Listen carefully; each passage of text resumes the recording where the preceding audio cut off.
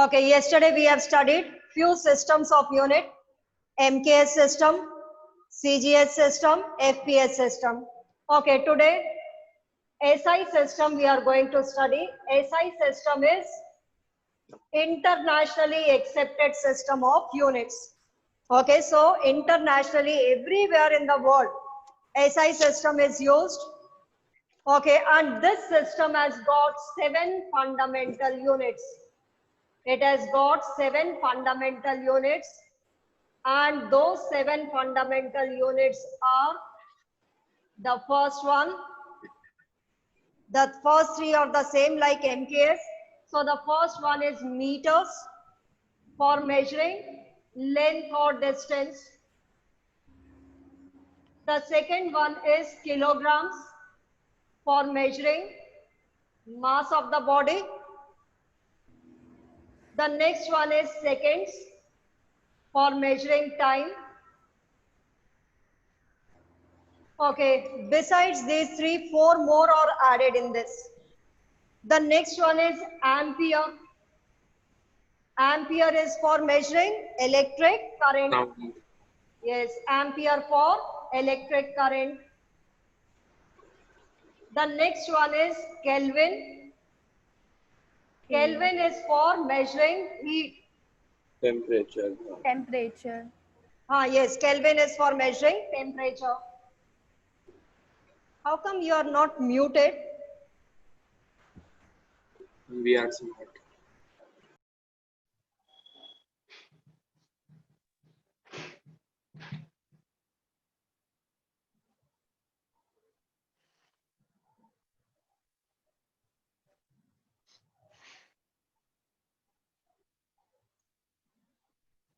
Okay, then Kelvin is for measuring temperature. The next one is candela. Candela is for measuring luminous intensity. The intensity of the light is measured in candela.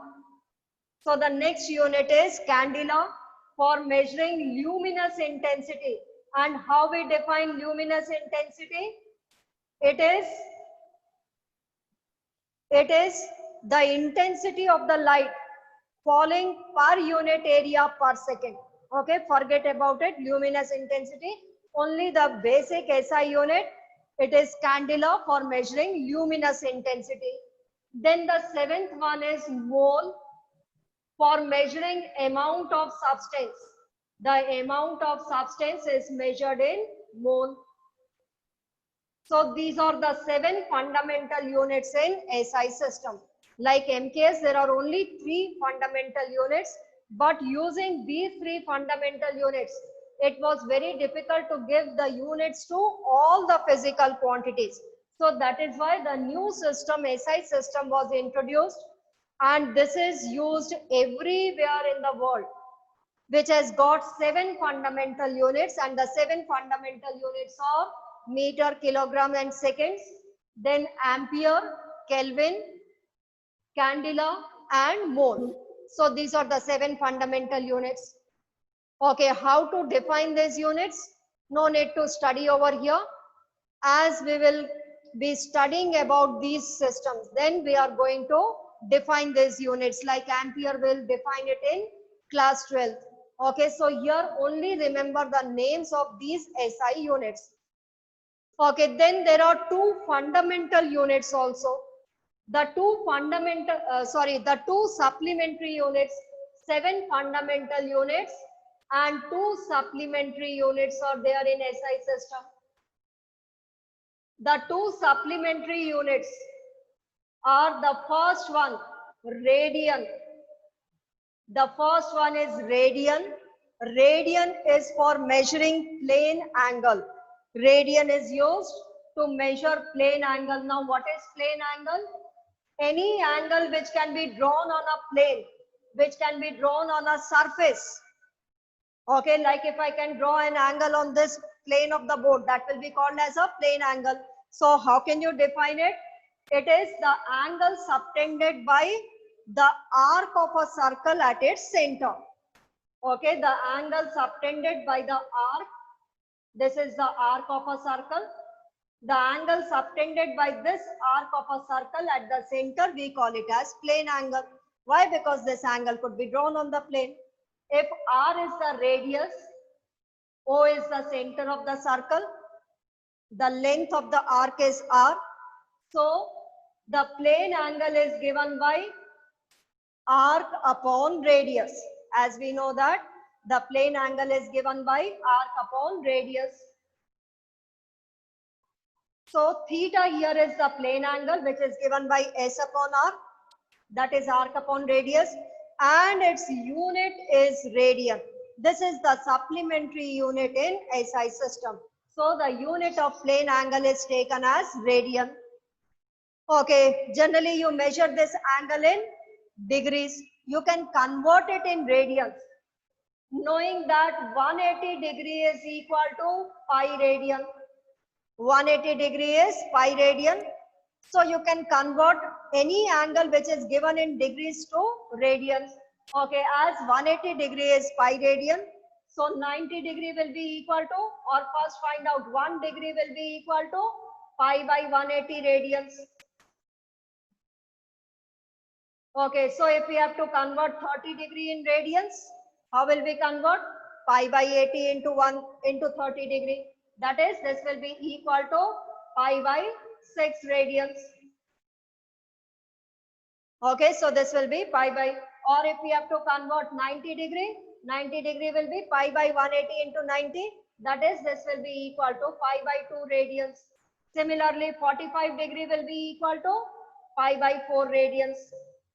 So, knowing that 180 degree is equal to pi radian, we can convert any angle into radians. Any angle which is given in degrees can be converted into radians.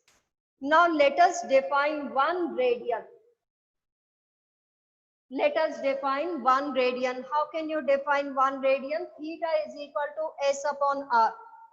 If the length of the arc is equal to the radius of the circle, then the plane angle subtended will be equal to 1 radian. So how can you define 1 radian? So write down 1 radian is the angle. 1 radian is the plane angle. 1 radian is the plane angle subtended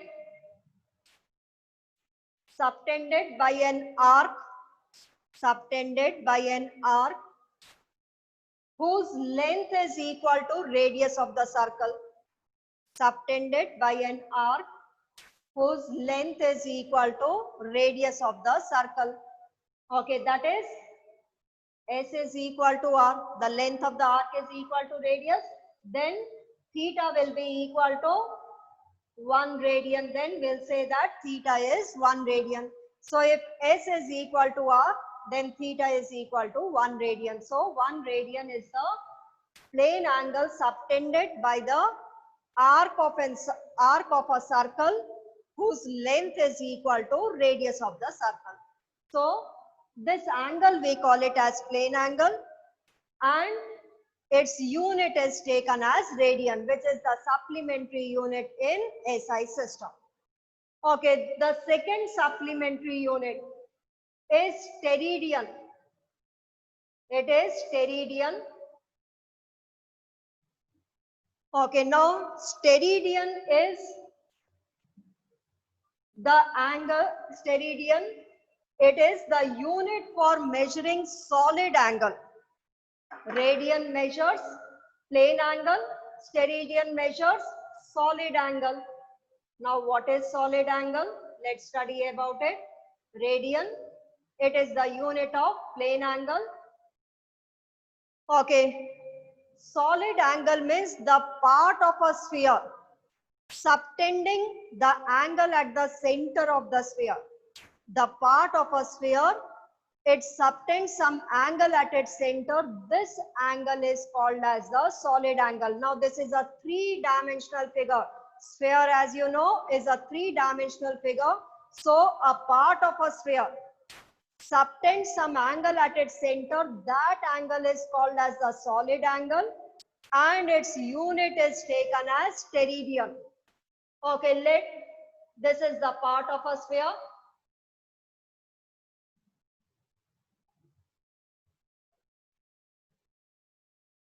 whose surface area is, let it be equal to S.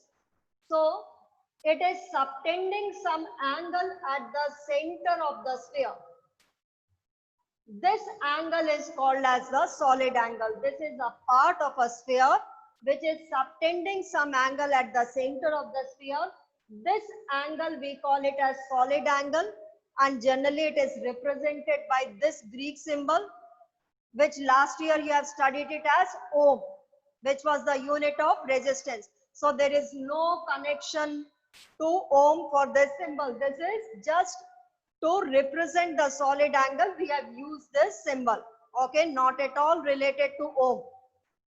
Okay, so this is the symbol for the solid angle, and how we define solid angle: a part of a sphere subtending the angle at the center of the sphere is called as the solid angle, and its unit is taken as steradian. Now the solid angle is given by surface area, the part of the sphere which is subtending this angle, the surface area of that part of the sphere upon square of the radius. Surface area upon square of the radius is the solid angle. So the solid angle is given by the surface area of the part of the sphere upon square of the radius is called as the solid angle, and its unit is taken as steradian. Now let's define one steradian. How can we define one steradian? One steradian is that solid angle when the surface area of the part of the sphere is equal to square of the radius. That is, when surface area is equal to r square, then the solid angle is equal to 1 steradian. So 1 steradian is the solid angle when the part of the sphere having a surface area S is equal to square of its radius. So when surface area of the part of the sphere is equal to square of the radius, then the solid angle is said to be 1 steradian. So these are the two supplementary units in SI system: radian for measuring plane angle, steradian for measuring solid angle. Okay, so these are the two supplementary units. Now let's study some characteristics of a standard unit. All these SI fundamental units in SI system which are taken, they are the standard units. Okay, there should be some characteristics for taking the standard unit. Now let's study characteristics of standard units.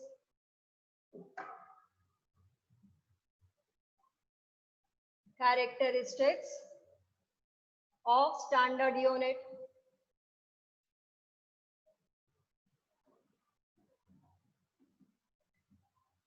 Okay, the first one is it should be well defined. It should be well defined means neither the numeric value should be too large or too small. So the unit should be well defined so that the numeric part is moderate. Okay, neither it is too large or not too small. So the first characteristic is the unit should be well defined. The second characteristic is the material which is used to define the unit. That material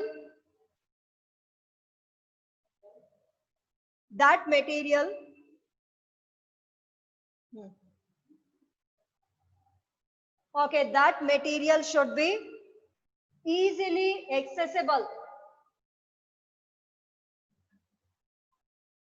For example, like when the mass is defined, okay, no need to learn about it, just I'm telling you, when the mass is defined, it is the mass of a prototype of platinum iridium alloy whose diameter is equal to the height,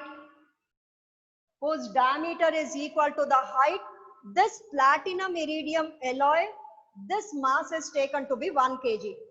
So this material should be easily accessible, easily available in every country. If it is not available in every country, it is not possible to define 1 kg appropriately. Then 1 kg may be 900 grams, or it may be 1100 grams, so it may be less or more. So the material which is used to define that unit, it should be easily accessible, and also it should be easily reproducible. That is, if the material is finished, then again the material should be easily available, so it should be easily reproducible. Okay, then the next is that, so it should be well defined, it should be easily accessible, it should be easily reproducible, and it should not change with the time. Should not change with the time.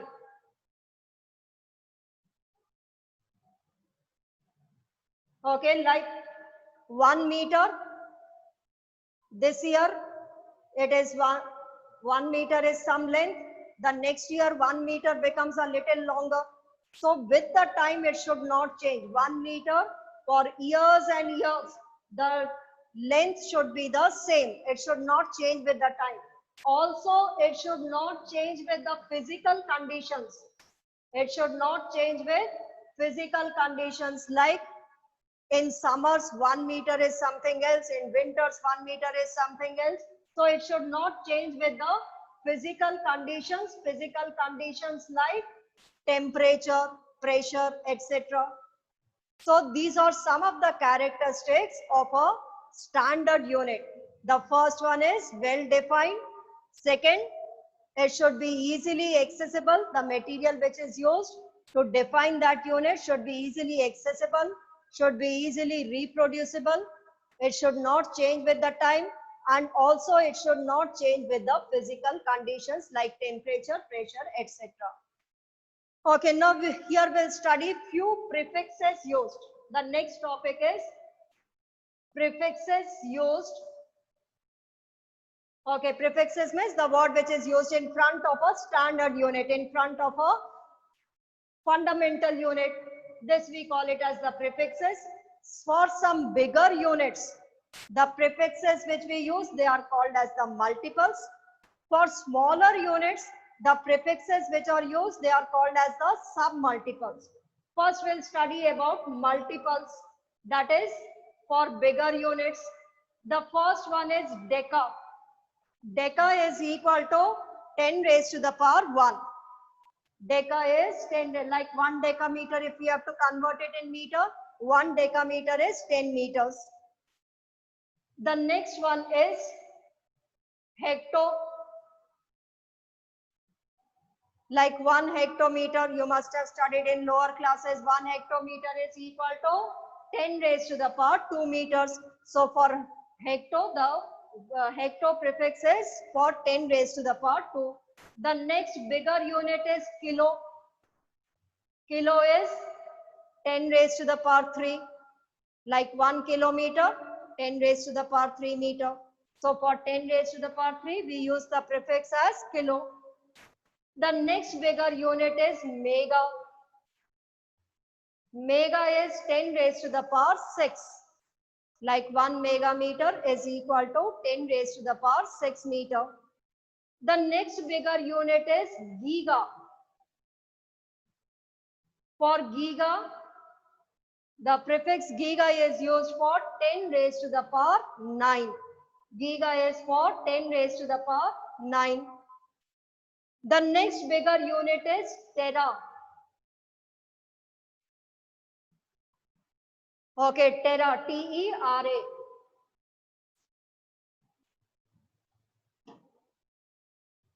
Okay, the next bigger unit is tera.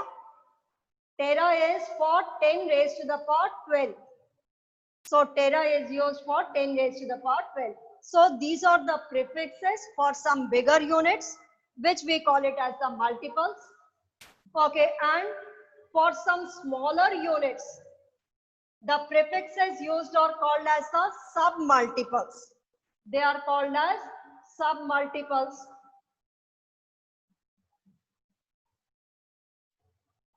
Okay, the first smaller unit, the prefix used is deci, like 1 decimeter. Deci is 10 raised to the power minus 1, 1 upon 10. Like 1 decimeter is equal to 1 upon 10 meter. which we can write it as 10 raised to the power minus 1 meter. So the prefix deci is 10 raised to the power minus 1. The next is centi. Centi is 10 raised to the power minus 2. Like 1 centimeter is equal to 1 upon 100 meter. 1 upon 100 can be written as 10 raised to the power minus 2 meter. So centi prefix is for 10 raised to the power minus 2. The next smaller unit is milli. Milli is 10 raised to the power minus 3. Like 1 millimeter is equal to 10 raised to the power minus 3 meter. Okay, the next smaller unit is micro. Okay, and the symbol for micro used is mu. This symbol is called as mu, mu. Okay, it's a Greek symbol for micro. Generally, this symbol is used, mu, and mu is 1 micron is equal to 10 raised to the power minus 6. Like 1 micrometer, if you have to convert it in meter, it would be 10 raised to the power minus 6 meter. The next smaller unit is nano. Okay, for nano, we write it as small n, and nano is 10 raised to the power minus 9. 1 nanometer will be equal to 10 raised to the power minus 9 meter. The next smaller unit is pico. Pico, 10 raised to the power minus 12. It is 10 raised to the power minus 12. Okay, so these are some of the submultiples. These are the multiples. Submultiples means the smaller units. Okay, and these are the prefixes used for submultiples, and these are the prefixes used for multiples. Okay, next we'll study about one small topic. Order of magnitude.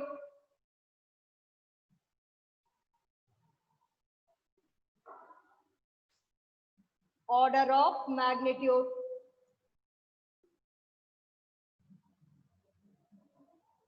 Okay, order of magnitude is any measured value can be expressed as the power of 10. Okay, any value, any measured value can be expressed as the power of 10. This power of 10 is called as the order of magnitude. So order of magnitude is the power of 10. So any measured value can be expressed to the power of 10, and this power of 10 we call it as the order of magnitude.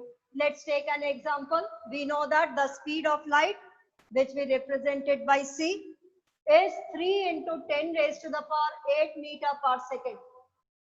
It is 3 into 10 raised to the power 8 meter per second. This power of 10, we call it as order of magnitude. So what is the order of magnitude for the speed of light? It is 8.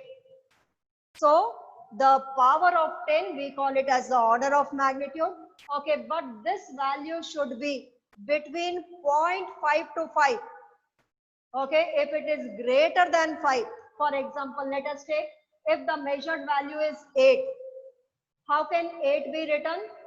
0.8 into 10 raised to the power 1. Okay, this can be written as 0.8 into 10 raised to the power 1. So what is the order of magnitude? It will be 1. So this value, the one which is multiplied, this should be lying between 0.5 to 5. If it is greater than 5, then we write it like this, and then this power of 10, we call it as order of magnitude. So order of magnitude is the power of 10 to which any measured value can be expressed. So this power of 10, we call it as order of magnitude. Okay, next we'll study about some practical units of length. Fundamental units in SI system we have studied. Now some practical units here we'll study. First, the practical units of length. We'll study of length, mass and time. Let's start with practical units of length. The first one is astronomical unit. astronomical unit, which is written as capital AU, astronomical unit.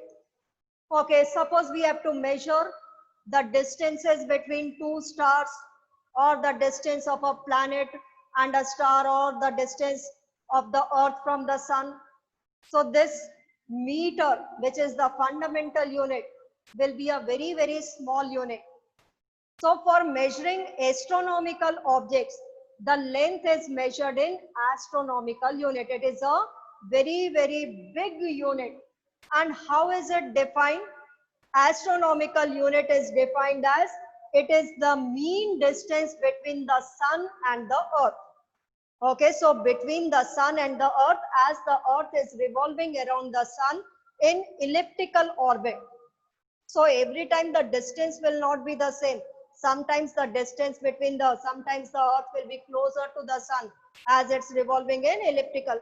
So astronomical unit means it is the mean distance. The mean distance is calculated.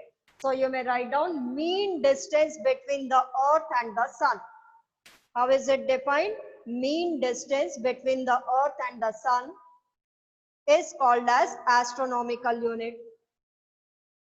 Okay, no need to remember its value in meter. It's given in the book, but no need to remember. Only defining is important. So astronomical unit is a very, very big unit, which is the mean distance between the sun and the earth. The second, again a very big unit, is light year.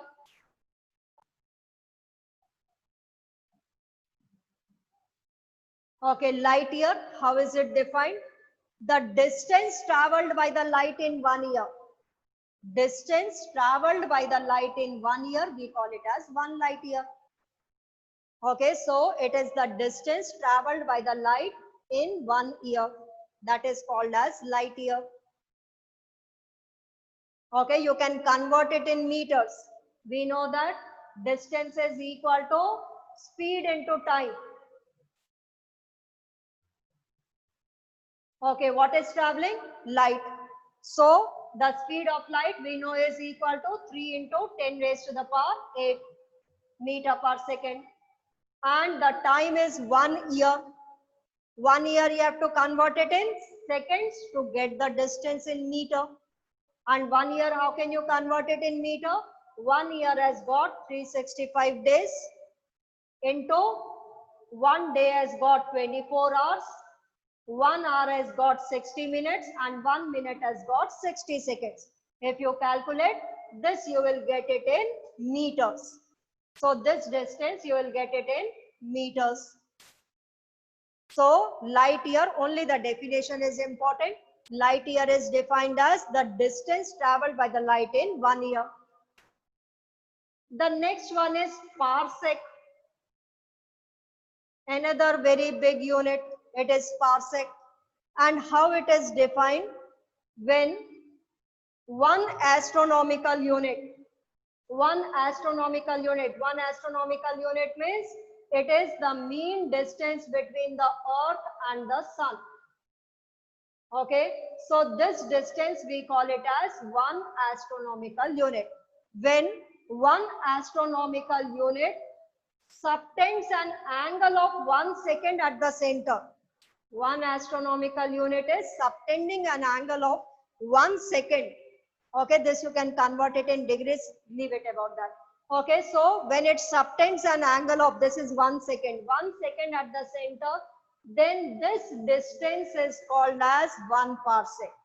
So when 1 astronomical unit subtends an angle of 1 second at the center, then the distance, that is our distance, is called as the parsec, 1 parsec.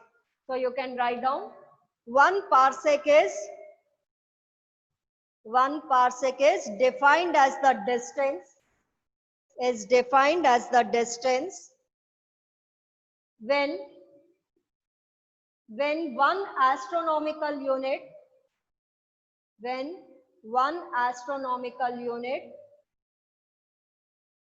subtends an angle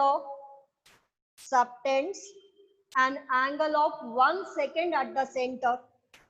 subtends an angle of 1 second at the center.